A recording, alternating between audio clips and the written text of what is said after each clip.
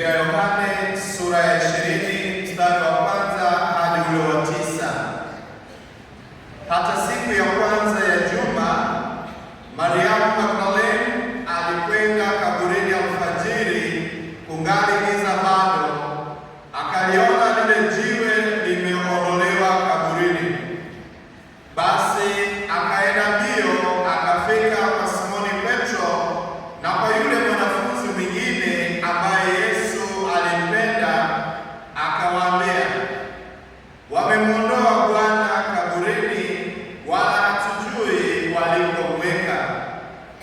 Basi Petro akatoka na yule mwanafunzi mwingine wakashika njia kwenda kaburini.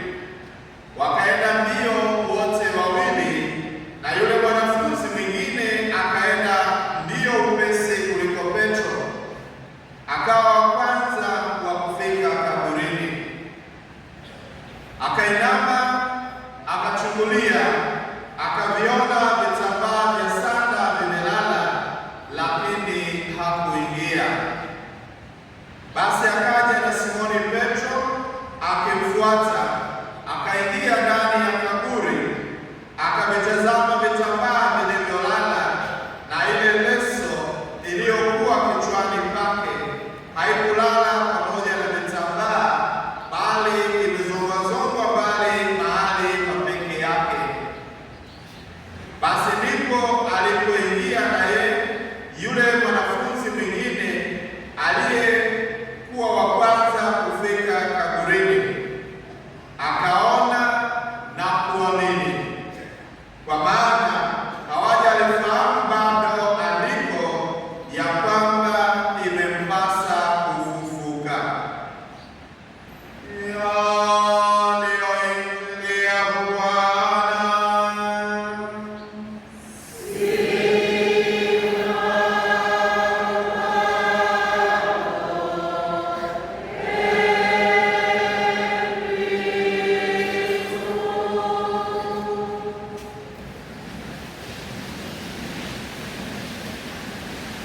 Hii ndiyo siku aliyoifanya Bwana, tutafurahi na kushangilia.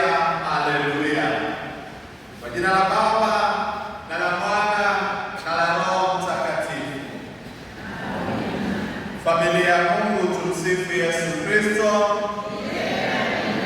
Tunaadhimisha Dominika ya kwanza ya Pasaka, Dominika ya ushindi, Dominika ya kutangaza kwamba Kristo Masia na mkombozi wetu sasa ndiye mtawala. Somo la kwanza ambalo tumelisikia hivi punde ni hotuba ya Mtume Petro aliyoitoa alipokuwa akiongea na wapagani, hususani wakatekumeni waliokuwa wakijiandaa kupokea ubatizo. Leo usiku katika ule mkesha tulikuwa na wakatekumeni ambao wamepokea ubatizo, na hotuba hii iliwalenga hao, lakini pia kwa namna pekee hotuba hiyo inatuhusu sisi ambao tumekwisha kubatizwa ili kuhuisha imani yetu. Anachosema Mtume Petro ni ufupisho wa mafundisho yote ya Kikristo. Petro anagawanya mafundisho yake katika sehemu kuu 4. Kwanza, anataja matukio makuu katika maisha ya Yesu Kristo, kwamba alikuwa ni mtu kweli kama sisi, isipokuwa hakuwa na dhambi, kwamba Yesu alienda huko na huko akifundisha habari za ufalme wa Mungu, akiponya wagonjwa na kutenda mema mengi. Petro anataja ya kwamba huyu mjumbe wa Mungu hakukubalika kwa walio wake. Wayahudi walimtesa, wakamtundika msalabani na hatimaye wakamuua. Lakini Mungu hakukubali mjumbe wake aoze kaburini, na kwa sababu hiyo alimfufua. Petro anaeleza wajibu na utume wa wafuasi wa Kristo ni kuwa mashahidi. Kwanza, kuufahamu ukweli juu ya ufufuko, kuusimamia ukweli huo, kuteseka sababu ya ukweli huo, na hata ikibidi kufa kwa ajili ya ukweli huo. Ni katika hilo, ndugu zangu, tunaalikwa kuwa sauti ya wanyonge na dhamiri hai ya wafanya maamuzi, hususani tunapogundua ya kwamba ukweli unapindishwa, haki inabinywa kwa sababu ya itikadi tulizo nazo. Somo hili la kwanza linaeleza bayana, linatualika kutafakari sana juu ya ushuhuda wetu kwa Kristo mfufuka. Pengine swali la kujiuliza, shahidi ni nani? Ni yule aliyekuwepo wakati wa matukio husika, ni yule aliyeona kilichotokea, ni yule aliyesikia kile kinachosema. Mitume walikuwa mashahidi wa kweli wa Yesu kwa kuwa waliishi na Yesu, walikula na kunywa pamoja naye, waliyasikia mafundisho yake na aliwatuma wakafundishe kile walichojifunza kutoka kwake.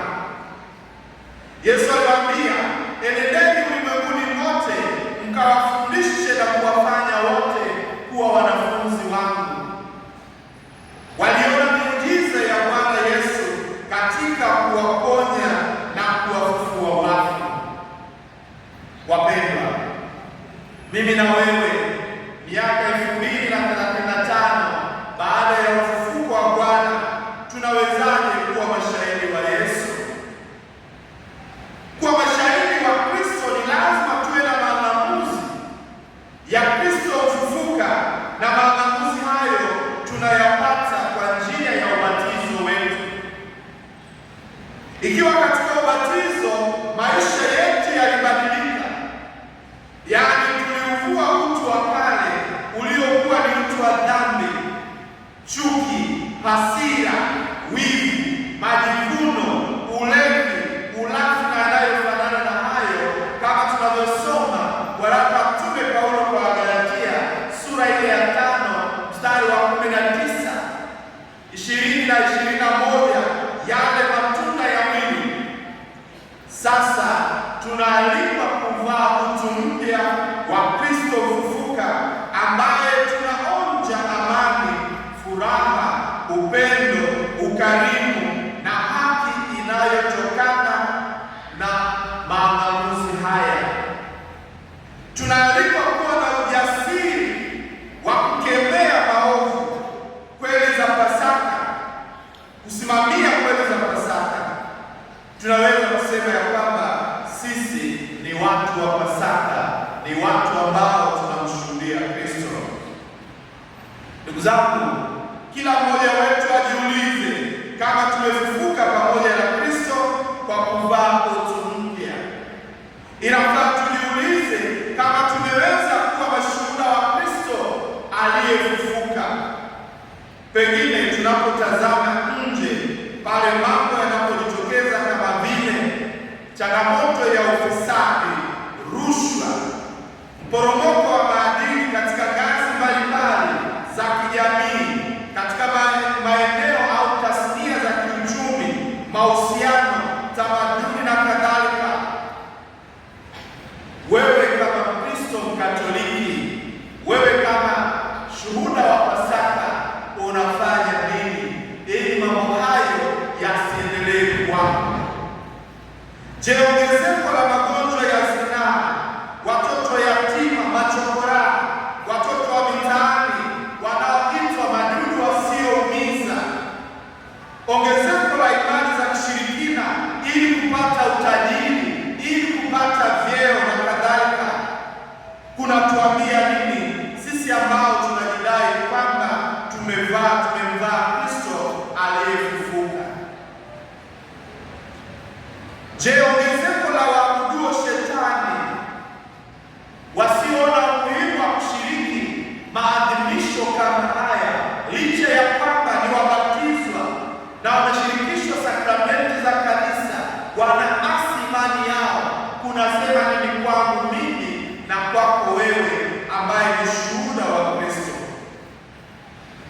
Ndugu zangu, sisi kama raia wa nchi ya Tanzania tumejipanga vipi kuhakikisha ya kwamba haki zetu zinapatikana kwa wakati na pasipo kukejeliwa?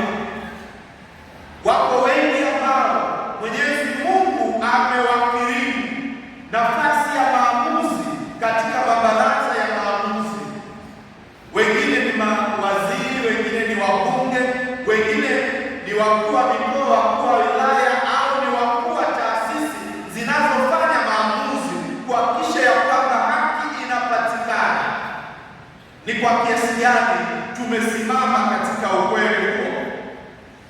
Tuko tayari kuambia viongozi wabovu wanaotudhalilisha kwa kutumia rasilimali msingi za nchi kujinufaisha wao wenyewe?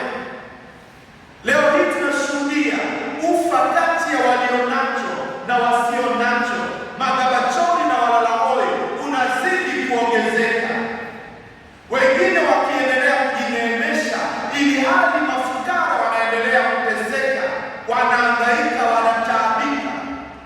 Leo hii tunashuhudia jinsi ambavyo ugumu wa maisha unaendelea kuwa, na anayeteseka ni yule mtu wa kawaida maskini ambaye hana uhakika atakula nini mchana huu, hana uhakika kama anaweza kwenda hospitali kupata Panadol au aspirini na yanayofanana na hayo. Wewe uliyejaliwa nafasi ya maamuzi kwenye mabaraza ya maamuzi, tuko tayari kuwakemea wanaotumia madaraka yao waliodhaminiwa wanayatumia vibaya. Kila mmoja wetu anachangiaje kuhakikisha ya kwamba wanyonge wanapata haki zao? Ni mwaliko kusimama katika ukweli.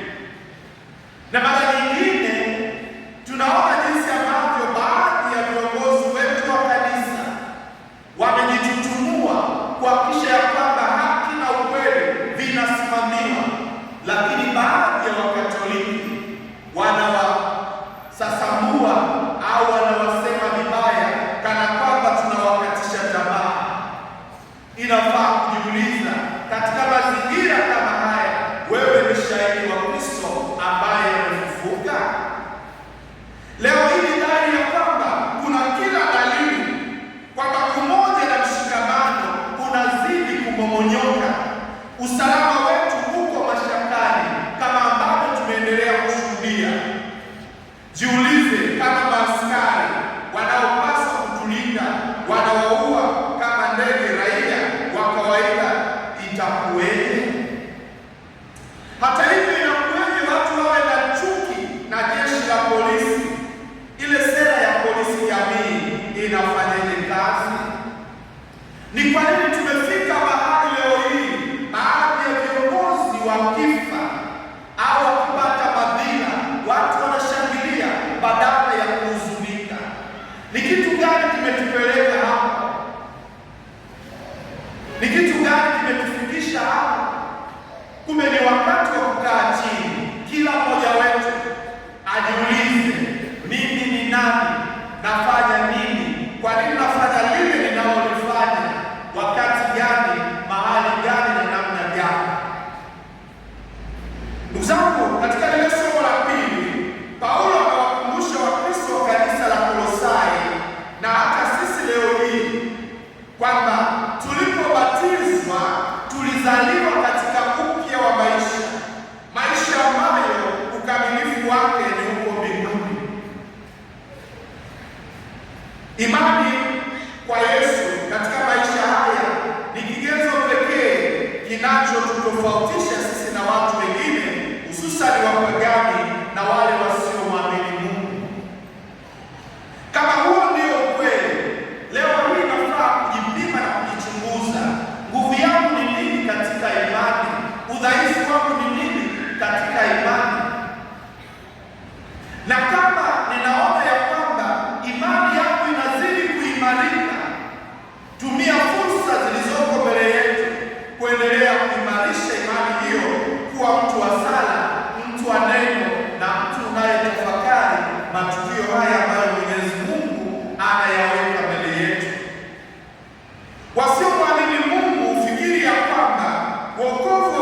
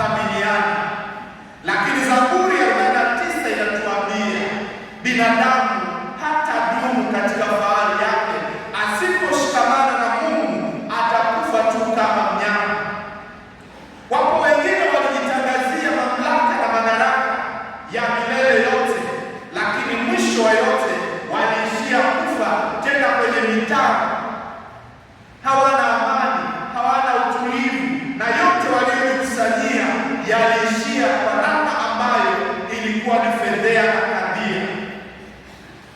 Naamini swali msingi la maisha lingeendelea kubaki: kwa nini ninaishi? Nini hatima ya maisha yangu? Kwa nini watu wema wanaumbuka na kuteseka wakati mafisadi wakizidi kunawiri? Mtakatifu Agustino anasema ya kwamba mioyo yetu haiwezi kutulia mpaka imetulia katika Mungu. Ni Kristo mfufuka anayeweza kujibu maswali haya hapa na baadaye. Yeye ni kitulizo, yeye ni faraja, yeye ni utajiri tosha katika shauku na kiu ya mwanadamu. Paulo anataka Wakristo waishi duniani kama wahali, na kwamba ukamilifu wa maisha yao ni katika Mungu. Paulo anatuambia ya kwamba tuendelee kutenda mema kama ishara ya maisha mapya, ufalme wa Mungu na matunda ya wokovu tunayovuna katika mti bora wa Kristo mfufuka. Kila mmoja wetu anapaswa kujioni hatima ya maisha yake itakuwaje. Umaarufu wa kisiasa, umaarufu wa fedha tulizo nazo, iwe ni kwenye mabenki, kwenye uwekezaji. Wengine tunawadhulumu maskini kwa ajili ya ubinafsi wetu. Umaarufu unaotokana na heshima au hadhi hauwezi kutupatia amani ya kweli wakati wa siku za mwisho hapa duniani. Na ndiyo maana ndugu zangu, nimeandika kitabu kinachosema saa ya wokovu ndio sasa, jiandae kuzaliwa mbinguni. Katika kitabu hicho nimesema jifunze kuachilia mali za dunia hii ambazo ni makwazo kwako wewe kufikia mbingu. Na kama hutalazimika kuachilia sasa, upo wakati ambao utalazimika kuachilia, na hapo ndipo utakapogundua kwamba yale mali uliyoambatana nayo, cheo ulichoambatana nayo, starehe ulizoambatana nazo sio msaada kwako wakati dada mauti au kifo kinapopiga hodi. Mnagundua wazi, na Mwanamke anasema bayana, wakati wa korona hii oksijeni ambayo sasa tunaifurahia, wapo watu waliotumia fedha nyingi kuipata hiyo oksijeni, lakini wapo watu ambao ni mabilionea, matrilionea, fedha zao hazikuwasaidia wasipate mauti, wasipate magonjwa. Ikiwa Mwenyezi Mungu ametukaimu madaraka, ametusaidia tukawa na mali, ametuwezesha hata kufurahia starehe na anasa zilizo halali. Ikiwa Mwenyezi Mungu amekufanya wewe uwe mzazi, amekufanya wewe uwe kiongozi, haijalishi ni wa taasisi gani zile za kijamii, tuyatumie hayo kwa sifa na utukufu wa Mungu, na tunavyofanya hivyo ndivyo tunavyoweza kupata ustawi wa kweli ambao unatuhakikishia maisha ya sasa yenye heri, lakini pia tutakuwa ni warithi na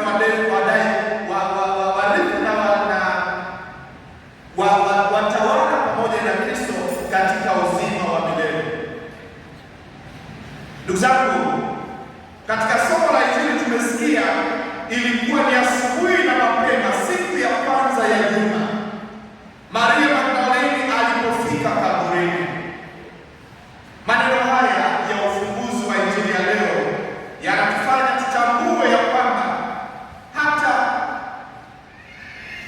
kwamba maisha tuliyo nayo bila Kristo hayawezekani. Maria Magdalene na wenzake walipogundua ya kwamba Kristo amekufa na amezikwa, bado walikuwa na hamu ya kwenda kulia na kuomboleza, kwa sababu walikuwa na ile hali ya kutokuamini. Maneno haya yanatufanya tutambue hata kugusa zaidi na zaidi na kuvuta pumzi ya ushindi wa Kristo dhidi ya kifo na mauti. Asubuhi bado kuna ukimya mkubwa duniani na utulivu wa hali ya juu. Kuna giza nene, lakini Maria Magdalena hakuona shida kwenda kaburini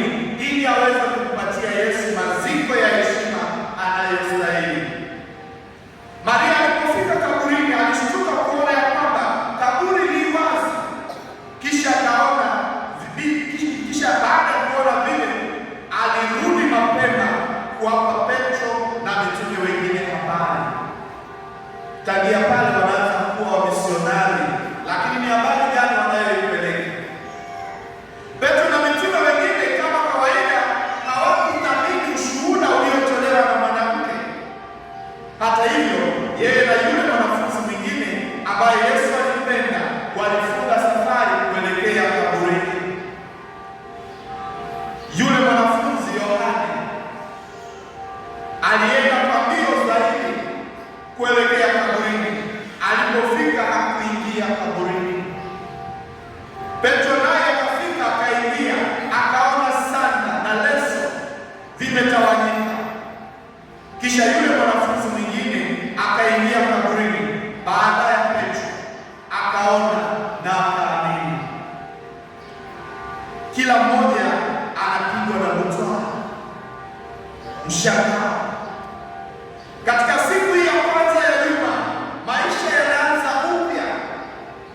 Sijui mimi na wewe leo tunapoadhimisha Dominika ya Pasaka, Dominika ya kwanza, kuna mabadiliko yoyote yanayotokana na tukio hili takatifu tunaloliadhimisha? Mwenyezi Mungu anaanzisha historia mpya. Kristo amefufuka, kifo hakimtawali tena. Inasikitisha ya kwamba kuna sehemu nyingine duniani kifo kinaendelea kutawala kupitia rushwa, kupitia wivu. Wivu ni darasa la mwisho analoingia mtu kabla ya kutunukiwa cheti cha hali ya juu kabisa, pengine PhD ya ushirikina na uchawi. Kifo kinaendelea kutawala katika chuki, ufisadi. Wale wenye haki na watetezi wa haki za wanyonge wanapoonyesha ujasiri wao wanakandamizwa na huenda wakauawa. Kwa sasa tunao mwanga wa Pasaka. Kwa mwanga huu giza haliwezi kututawala tena kwa wale walio makini. Sisi ambao wakati wa vigilia tuliingia kanisani katika hali ya giza, kisha mwanga utokanao na mwanga wa Pasaka ukatuzukia, hatuna sababu ya kuogopa. Na ndugu zangu, neno usiogope limejitokeza katika maandiko matakatifu mara 366. Maanake nini? Kila siku anayotupa Mwenyezi Mungu, licha ya kadhia, licha ya hofu na mashaka tunayokuwa nayo, Mwenyezi Mungu anatuambia usiogope. Yeye sio Mungu wa kuogofya, na kwa kuwa tunaye Kristo aliyefufuka, yeye ni jemedari asiyejua kushindwa. Kwa hiyo tunaalikwa kusimama katika kanuni za haki, katika misingi ya ukweli, kuhakikisha ya kwamba kila mmoja wetu anakuwa ni sauti ya wanyonge, anakuwa ni dhamiri hai ya wafanya maamuzi. Tusiogope kusimamia imani yetu kwa sababu ya utekaji, kwa sababu ya mauaji, kwa sababu nyingine yoyote ile. Kama unakaa upande wa Kristo, Kristo atakupigania. Uwe shahidi, uwe nabii wa Agano Jipya, na katika hilo simama katika ukweli. Tafakari juu ya matatizo, changamoto na shida wanazopitia watu wanaokuzunguka, ambao Mwenyezi Mungu anawapitisha katika mazingira yao, na katika hilo uone miujiza, uone makuu ya Mungu anayekualika ufanye kitu, na huo ndio wito wa unabii ambao Mwenyezi Mungu anataka kukupa. Ndugu zangu, wanawake katika familia wamealikwa kwa namna ya pekee kupitia mwaliko wa Maria Magdalene kuwa manabii. Masomo ya leo yanatangaza mapinduzi yaliyoanzishwa na Mungu katika jamii ya Wayahudi, pale ambapo wanawake katika familia za Kiyahudi hawakuwa na nafasi hata kidogo. Sasa wanapewa nafasi. Wanawake walihesabiwa kati ya watumwa au vitu vinavyo